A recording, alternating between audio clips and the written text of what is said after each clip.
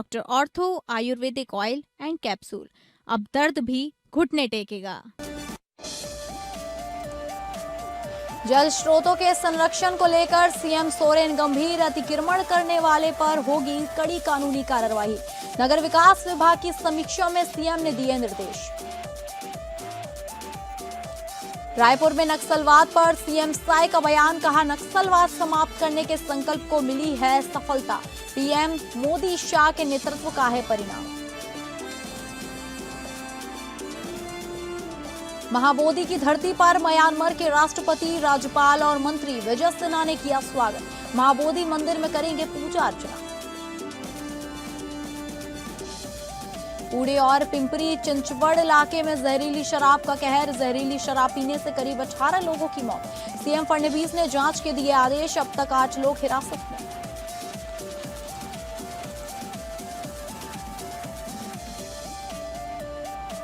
नमस्कार, आप सभी का बहुत बहुत स्वागत है स्टेट लाइव में और मैं हूं आपके साथ अंकिता सिंह। शुरुआत करेंगे स्टेट लाइव की झारखंड की खबरों से, जहां मुख्यमंत्री हेमंत सोरेन ने नगर विकास एवं आवास विभाग की अद्यतन कार्य प्रगति की उच्च स्तरीय समीक्षा करते हुए अधिकारियों से सभी योजनाओं का लाभ आम लोगों को समय पर उपलब्ध कराने के निर्देश दिए हैं।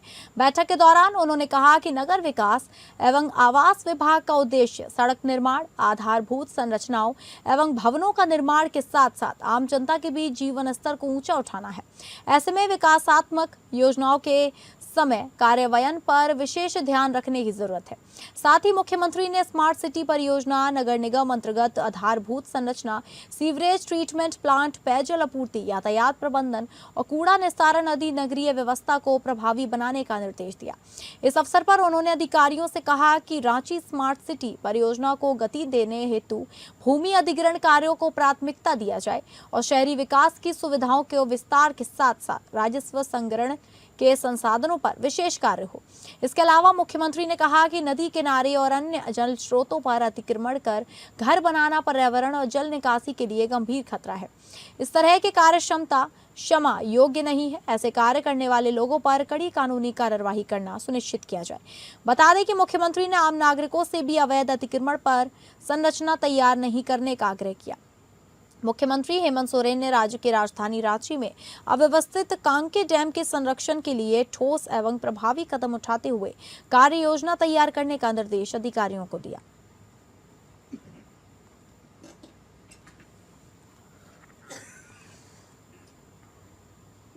झारखंड में राज्यसभा चुनाव को लेकर राजनीतिक हलचल बढ़ती जा रही है।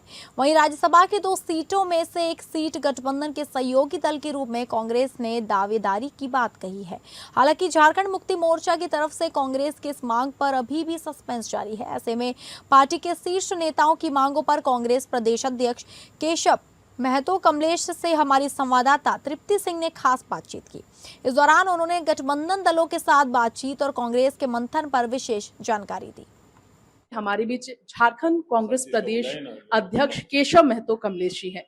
सबसे पहले जानना चाहेंगे, ये चुनाव होने वाला है, कांग्रेस इस बार किस तरीके से तैयार है? कांग्रेस पूरी तरह आश्वस्त है कि आगामी राज्यसभा के चुनाव में इंडिया गठबंधन के दोनों प्रत्याशी विजयी बनेंगे। सवाल ये है सर, क्योंकि लगातार आपने भी हालिया में बयान दिया और पूर्व प्रदेश अध्यक्ष राजेश ठाकुर ने, प्रदीप बालमुचु ने भी बयान दिया, कांग्रेस की तरफ से जो दावेदार होंगे इसे लेकर सवाल खड़ा होता रहा। आपने भी कहा कि हक है कम से कम एक सीट पर। ये इंडिया गठबंधन के शीर्ष नेता हैं, ये दोनों मिलजुल करके जो सभी हैं, कांग्रेस है, जेएमएम है, राजद है और लेफ्ट के लोग हैं, ये सभी शीर्ष नेता इन विषयों पर मिलजुल के बात करेंगे। और जेएमएम तो एक सीट अपना बनता ही है, दूसरा सीट हम लोगों ने दावा किया है।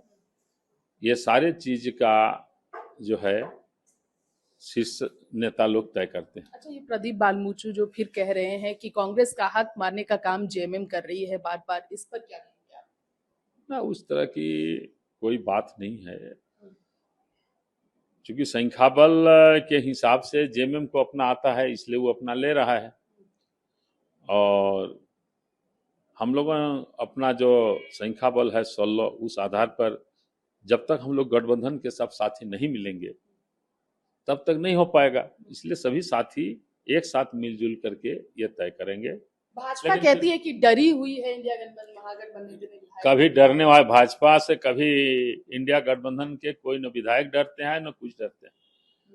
वो तो शुरू से ये सरकार को अपदस्थ करना चाहती है, लेकिन आज तक तो उनका दाल नहीं गला। बार बार वो कितना हर तरह का षड्यंत्र अच्छा, की है। बाबूलाल मरांडी जो कह रहे हैं कि ये जो आयोग में चुनाव आयोग को जो पत्र लिखा गया, इसमें ईडी से भी, केंद्रीय एजेंसियों से भी निगरानी की मांग की गई, उसी पर वो तंज कसते हैं। अब क्यों उनको विश्वास है केंद्रीय एजेंसियों पर, महागठबंधन को, ऐसा उनका कहना है। जिन्होंने पत्र लिखा है आपको मालूम है, और जो जवाब दे रहे हैं वह दोनों आपस में ही उन्हीं लोगों से इन विषय पर पूछेंगे तो आपको ज्यादा। मतलब सब कुछ ठीक है महागठबंधन में? बिल्कुल, महागठबंधन बिल्कुल हम लोगों का सब ठीक है। मतलब लगभग तय है कि कांग्रेस को एक सीट मिलना है। तो मैंने कहा कि भाई आपस में तय करके ये सब निर्धारित किया जाता है, लेकिन हम लोगों की दावेदारी है। तो कांग्रेस ने दावेदारी की है कि कहीं ना कहीं कांग्रेस को एक सीट जो मिलना चाहिए, इस पर बातचीत होगी महागठबंधन में और इस पर फिर तय होगा। अब देखने वाली बात होगी कि इस बार के राज्यसभा चुनाव में कांग्रेस को सीट मिल पाती है नहीं। फिलहाल हमारे सहयोगी दीपक के साथ एपीएन न्यूज से मैं तृप्ति राजेश, नमस्कार। रांची जिला दंडाधिकारी सह उपायुक्त मंजुनाथ भजंत्री की अध्यक्षता में शिक्षा विभाग के अंतर्गत माध्यमिक शिक्षा, प्राथमिक शिक्षा, समग्र शिक्षा अभियान एवं मध्याह्न भोजन योजना की जिला स्तरीय समीक्षा बैठक आयोजित की गई। इस बैठक में जिला रैंकिंग रिपोर्ट, विद्यालयों की एकेडमिक स्थिति, ई विद्या वाहिनी अटेंडेंस, यूडाइस डाटा, शिक्षक प्रशिक्षण, नामांकन एवं भौतिक स्थितियों की विस्तृत समीक्षा की गई। इस दौरान उपायुक्त ने मैट्रिक एवं इंटरमीडिएट के खराब रिजल्ट पर सख्त कार्रवाई करते हुए निर्देश दिया कि कक्षा 10वीं में 10% से अधिक छात्र फेल होने वाले सभी विद्यालयों के सभी शिक्षकों को शौकोस किया जाएगा। इसी बीच रांची सदर के विद्यालयों द्वारा ई विद्या वाहिनी पर उपस्थित नहीं कार्य करने के कारण प्रखंड कार्यक्रम पदाधिकारी आभा कुमारी को शो कॉज करते हुए अगले आदेश तक वेतन रोकने का निर्देश दिया गया। बता दें, जिले के 1461 विद्यालयों में छात्रों की उपस्थिति 10 दिनों से कम दर्ज की गई है, जिस पर इनके प्रधान अध्यापकों को नोटिस जारी किया जाएगा।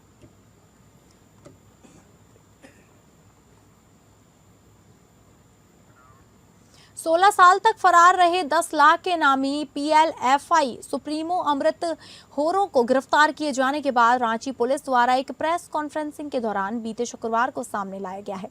वहीं इस बड़ी कार्रवाई की सफलता पर प्रेस कॉन्फ्रेंसिंग के बीच पत्रकारों को संबोधित करते हुए रांची के सीनियर एसपी राकेश रंजन ने बताया कि 28 मई की शाम उन्हें सूचना प्राप्त हुई कि प्रतिबंधित उग्रवादी संगठन पीएलएफआई का स्टेट चीफ एवं 10 लाख के नामी नक्सली अमृत होरो उर्फ मेचो उर्फ सूर्य को अपने साथियों के साथ हथियार से लैस होकर लापुंज थाना अंतर्गत मऊगांव जंगल के आसपास भ्रमशील है, जो किसी बड़ी उग्रवादी घटना कारित करने की योजना बना रहा है। इसी सूचना के सत्यापन एवं आवश्यक कार्यवाही के लिए रूरल एसपी गौरव गोस्वामी के निर्देशन में एक छापेमारी दल का गठन किया गया। एसएसपी ने यह भी बताया कि गिरफ्तार पीएलएफआई अमृत होरो के द्वारा झारखंड के रांची सहित कई जिलों में नक्सली घटनाओं को अंजाम दिया गया था। साथ ही वो आगजनी एवं फायरिंग की वारदातों में भी शामिल था।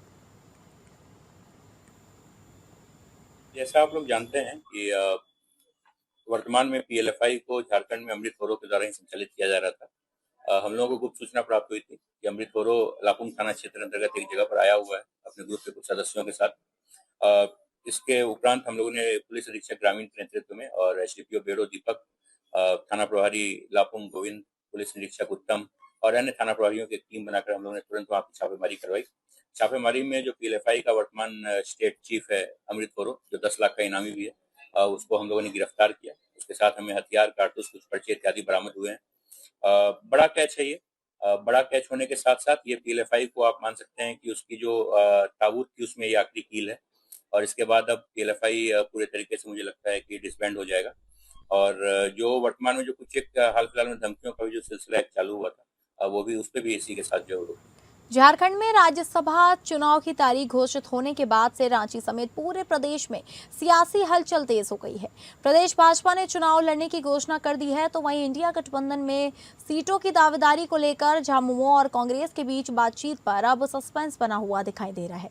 इसी बीच झारखंड प्रदेश कांग्रेस प्रभारी के राजू और तेलंगाना के उप मुख्यमंत्री मल्लू भट्टी विक्रमार्क आज झारखंड दौरे पर पहुंचे हैं, जिनका स्वागत करने के लिए कांग्रेस के प्रदेश अध्यक्ष केशव महतो कमलेश और राज्य की ग्रामीण विकास मंत्री दीपिका पांडे सहित कई नेता रांची एयरपोर्ट पर पहले से पहुंचे हुए हैं।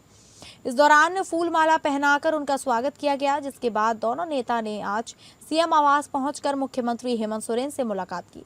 इस दौरान कांग्रेस विधायक दल के नेता प्रदीप यादव एवं उपनेता राजेश कश्यप भी उनके साथ मौजूद रहे। तो वहीं इस मुलाकात पर चुनाव की रणनीति पर हुई चर्चा के बारे में जानकारी देते हुए पार्टी प्रभारी ने मीडिया से बातचीत में सकारात्मक नतीजे की उम्मीद जताई। इसके साथ ही उन्होंने भाजपा को हराने के मकसद पर जोर देते हुए इस मुलाकात के उद्देश्य से पत्रकारों को रूबरू कराया। खबरों के सिलसिले में आगे बढ़ेंगे, बात करेंगे छत्तीसगढ़ की खबरों की।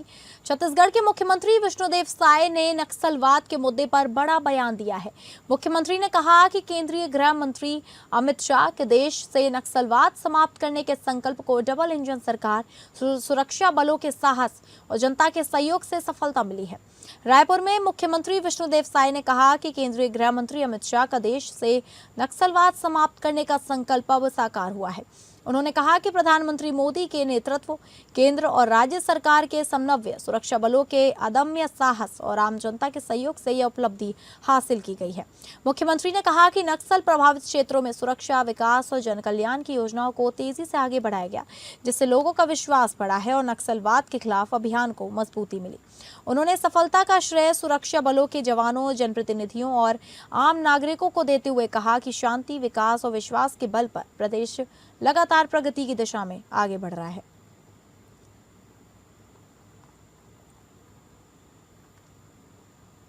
नक्सलवाद तो समाप्त हो गया है। माननीय हमारे केंद्रीय गृह मंत्री जी का संकल्प था 31 मार्च 2026 को पूरे देश से नक्सलवाद को समाप्त करने का, और उसमें ज़्यादा तादाद में नक्सलवाद हमारे छत्तीसगढ़ में बचा था। करीब 3/4 नक्सलवाद छत्तीसगढ़ में बचा था, और डबल इंजन की सरकार के कारण और माननीय प्रधानमंत्री जी के आशीर्वाद और गृह मंत्री जी की दृढ़ इच्छा शक्ति और हमारे जवानों के अदम्य साहस और उस क्षेत्र की जनता का समर्थन, इस सब के कारण नक्सलवाद समाप्त हुआ है। अब उस क्षेत्र में तेजी से विकास करने की आवश्यकता है, जिसको हम लोग कर रहे हैं। उप मुख्यमंत्री अरुण साव ने जांजगीर चांपा जिले के बमडीनी में भाजपा की जनसभा को संबोधित करते हुए नगर पंचायत चुनाव में भाजपा प्रत्याशियों के पक्ष में मतदान की अपील की। इस दौरान उन्होंने नगर के विकास को लेकर भाजपा का संकल्प पत्र भी जारी किया। बमडीनी में आयोजित विशाल जनसभा में उप मुख्यमंत्री अरुण साव ने कहा कि भाजपा सरकार ने बमडी को नगर पंचायत का दर्जा दिया और विकास कार्यों के लिए 1 साल में 4 करोड़ रुपए की राशि उपलब्ध कराई। उन्होंने कहा कि नगर के समग्र विकास और बुनियादी सुविधाओं के विस्तार के लिए भाजपा की जीत आवश्यक है।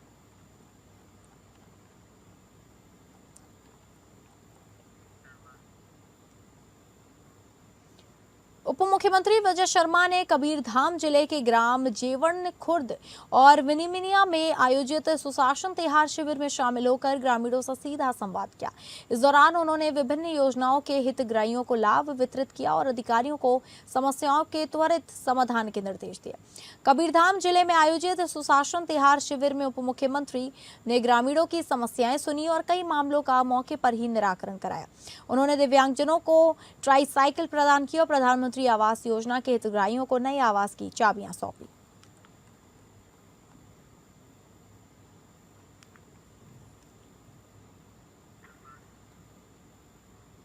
राजधानी रायपुर में मंत्रालय महानदी भवन में छत्तीसगढ़ रेल कॉरपोरेशन लिमिटेड की बैठक आयोजित की गई। मुख्य सचिव की अध्यक्षता में हुई इस बैठक में प्रदेश की विभिन्न रेल परियोजनाओं की प्रगति की समीक्षा की गई। रायपुर स्थित मंत्रालय महानदी भवन में आयोजित छत्तीसगढ़ रेल कॉरपोरेशन लिमिटेड की बैठक में कटघोरा, डोंगरगढ़, रेल लाइन सहित प्रदेश में संचालित विभिन्न रेल परियोजनाओं की प्रगति पर विस्तार से चर्चा की गई। बैठक में निर्माण कार्यों की वर्तमान स्थिति, तकनीकी पहलुओं और परियोजनाओं की समय सीमा की समीक्षा की गई। अधिकारियों ने परियोजनाओं को निर्धारित समय में पूरा करने और कार्यों में तेजी लाने पर भी विचार विमर्श किया।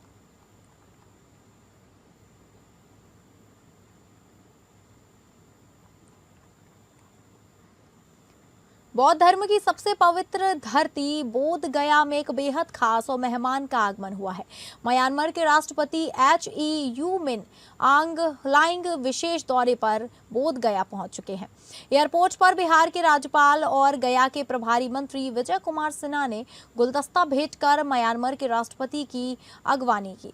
इस दौरान दोनों नेताओं के बीच बेहद गर्मजोशी देखने को मिली। एयरपोर्ट से राष्ट्रपति का काफिला सीधे विश्व प्रसिद्ध महाबोधि मंदिर के लिए रवाना हो चुका है। जानकारी के मुताबिक राष्ट्रपति वहां भगवान बुद्ध की पावन ज्ञानस्थली के दर्शन करेंगे, विशेष पूजा अर्चना करेंगे और विश्व शांति की कामना करेंगे।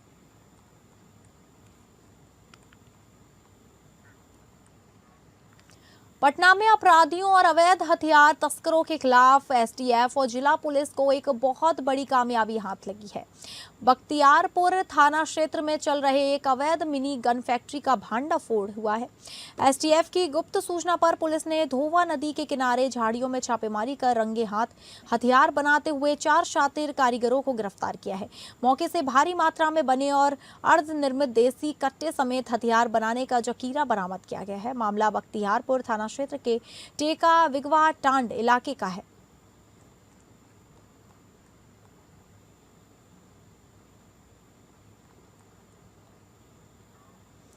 मोकामा के बाहुबली विधायक अनंत सिंह को कोर्ट से फिलहाल राहत बरकरार है। वहीं भोजपुरी सिंगर गुंजन सिंह की गिरफ्तारी पर भी रोक लगा दी गई है। अगली सुनवाई तक दोनों की गिरफ्तारी पर स्टे जारी रहेगा। मामले की अगली सुनवाई 5 जून को निर्धारित की गई है। वहीं इस पूरे मामले की जांच अब CID को सौंप दी गई है। गौरतलब है कि 2 मई को गोपालगंज जिले के मीरगंज थाना क्षेत्र के सेमराव गांव में हथियार लहराने और अश्लील गानों के प्रदर्शन का वीडियो सोशल मीडिया पर वायरल हुआ था, जिसके बाद प्राथमिकी दर्ज की गई थी। सोशल मीडिया पर वायरल वीडियो मामले में मोकामा विधायक अनंत सिंह और भोजपुरी गायक गुंजन सिंह को फिलहाल कोर्ट से राहत मिली है। अभियोजन पक्ष ने FSL रिपोर्ट के जांच को देने के लिए समय का मांग किया, तो न्यायालय ने बहस सुनने के बाद दोनों पक्ष का गुंजन सिंह का अरेस्ट स्टे किया और माननीय विधायक अनंत सिंह जी का जो पहले से नो कोर्सिव था उसको एक्सटेंड किया और अगली तिथि सुनवाई के लिए 5 तारीख को निर्धारित हुआ है। अभियोजन पक्ष की ओर से न्यायालय को यह भी बताया गया कि केस में CID के लिए जांच के लिए CID कंट्रोल हो गया।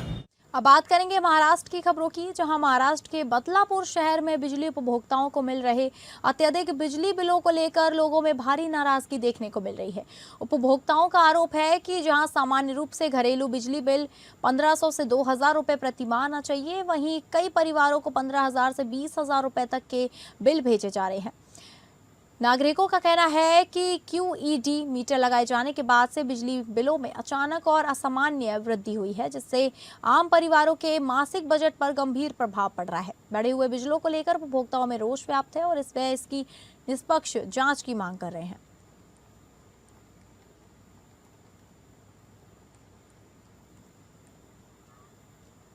अब बात करेंगे पंजाब की खबरों की, जहां सुल्तानपुर लोधी कौंसिल के 13 वार्डों में राणा गुट का जलवा। कपूरथला में निकाय चुनाव की मतगणना का कार्य शांतिपूर्ण ढंग से संपन्न हो गई है। नगर निगम के 50 वार्डों में कांग्रेस पार्टी ने शानदार प्रदर्शन करते हुए 31 सीटों पर जीत दर्ज कर निगम हाउस पर अपना कब्जा बरकरार रखा। वहीं आम आदमी पार्टी को 11 सीटों पर संतोष करना पड़ा। भाजपा और शिरोमणि अकाली दल को 3-3 सीटें मिली, जबकि 2 आजाद उम्मीदवार भी विजय रहे। दूसरी तरफ सुल्तानपुर लोधी नगर कौंसिल के 13 वार्डों की मतगणना का कार्य कड़ी सुरक्षा प्रवर्तों में सुल्तानपुर लोधी के BDPO कार्यालय में करवाया गया।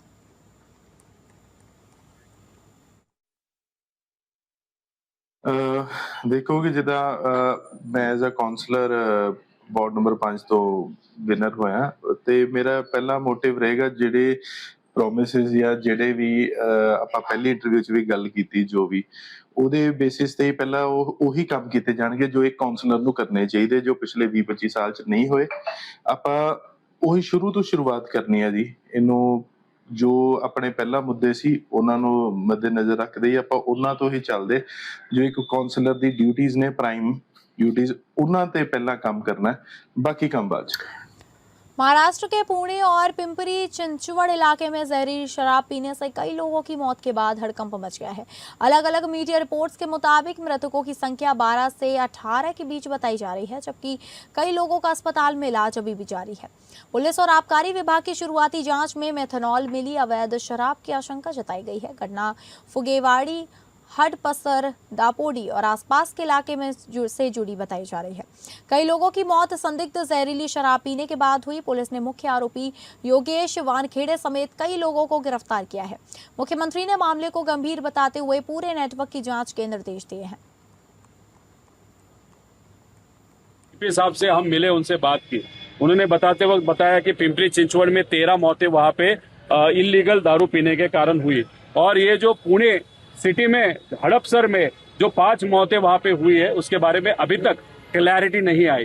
तो हमारा डायरेक्ट प्रश्न ऐसा है कि पिंपरी चिंचवड़ में निकाल भी मिल जाता है या निर्णय भी लिया जाता है कि वहां पे मौतें ये इलिसिट दारू या इलीगल दारू पीने के कारण वहां पे हुई, तो पुणे का पुलिस डिपार्टमेंट अभी तक क्या कर रहा है। उसी के साथ मैं खुद ससून जो गवर्नमेंट का हॉस्पिटल है वहां पे हम गए थे। वहां पे अधिकारी ने हमको इन्फॉर्मेशन देने के लिए ना बोला या बोला कि कॉन्फिडेंशियल इन्फॉर्मेशन है, लेकिन हमने हमारे लेवल पे इन्फॉर्मेशन निकालने के बाद एक व्यक्ति ब्रॉड डेड था और बाकी 4 जो थे वो ट्रीटमेंट करते करते वहां पे अनफॉर्चुनेटली उनकी डेथ हुई, और पिंपरी चिंचवड़ में 13, तो टोटल 18। तो फिलहाल स्टेट लाइव में बस इतना ही। नमस्कार।